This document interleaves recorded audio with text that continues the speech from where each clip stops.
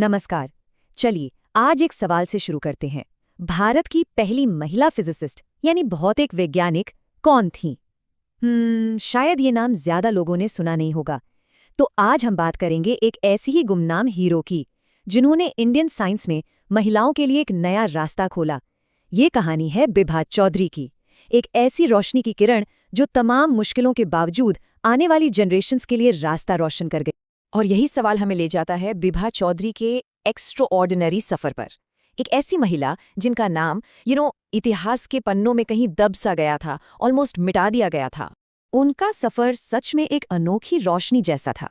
सोचकर देखिए, 20वीं सेंचुरी की शुरुआत का भारत, एक ऐसा टाइम जब साइंस की दुनिया के दरवाजे महिलाओं के लिए प्रैक्टिकली बंद ही थे। बिभा का जन्म हुआ 1913 में कोलकाता में। अब ये वो जमाना था जब समाज की सोच ये थी कि महिलाओं की जगह घर पर है।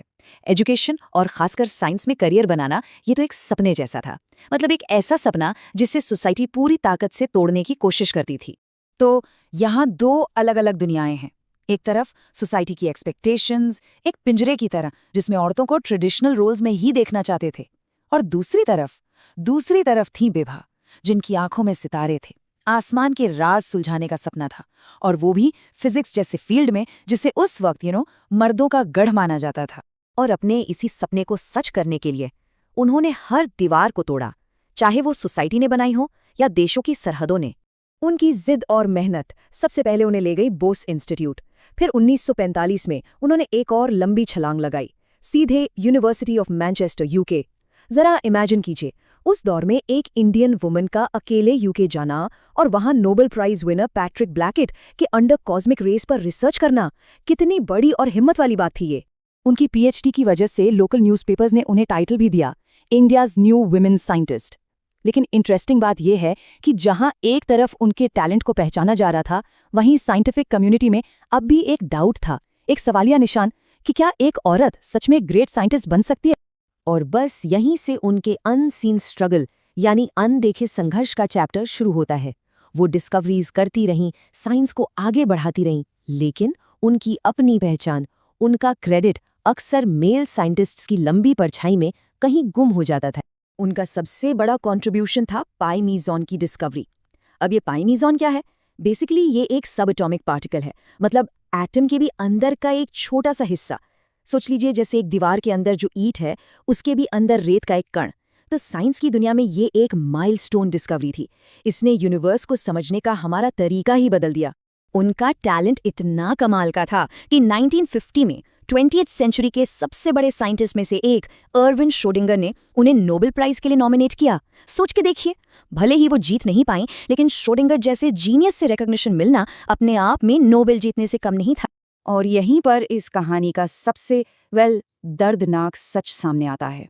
इतनी बड़ी डिस्कवरी, नोबेल नॉमिनेशन, इस सब के बावजूद बिभा चौधरी को अपनी लाइफ में कभी वो रिकॉग्निशन, वो बड़ा अवार्ड नहीं मिला जिसकी वो हकदार थीं। वो बस शांति से बिना किसी शोर के अपना काम करती रहीं, गुमनामी में। फिर 1949 में जब वो इंडिया वापस आईं तो उन्हें किसी और ने नहीं, बल्कि the great Homi J Bhabha, father of India's nuclear program, ने खुद उन्हें सिलेक्ट किया। TIFR यानी Tata institute of fundamental research की पहली वुमेन फैकल्टी मेंबर के तौर पर। ये दिखाता है कि इंडिया के टॉप साइंटिस्ट्स उनकी काबिलियत को कितना मानते थे। 1991 में उनका निधन हो गया और उनकी कहानी वक्त की धूल में जैसे कहीं खो सी गई। लेकिन कुछ कहानियां अमर होती हैं, राइट? बिल्कुल सितारों की रोशनी की तरह। उनकी लेगेसी बस सही वक्त का इंतजार कर रही थी दोबारा चमकने के लिए। और फिर कई डेकेड्स के बाद एक साल आया जिसने सब कुछ बदल दिया। साल 2019। इंटरनेशनल एस्ट्रोनॉमिकल यूनियन ने आसमान में एक सितारे का नाम बदलकर बिभा रख दिया। बिभा, जिसका मतलब ही होता है रोशनी की किरण। वो महिला जिससे जमीन पर रिकॉग्निशन नहीं मिली, वो हमेशा के लिए आसमान का सितारा बन गई। इससे बेहतर ट्रिब्यूट और क्या हो सकता था, सच में? और सिलसिला यहीं नहीं रुका। ठीक एक साल बाद 2020 में गवर्नमेंट ऑफ इंडिया ने उनके नाम पर एक चेयर प्रोफेसरशिप भी एस्टैब्लिश की। ये सम्मान इस बात को पक्का करता है कि आने वाली जनरेशन्स उनके कंट्रीब्यूशन को कभी ना भूलें और उनसे इंस्पायर हों।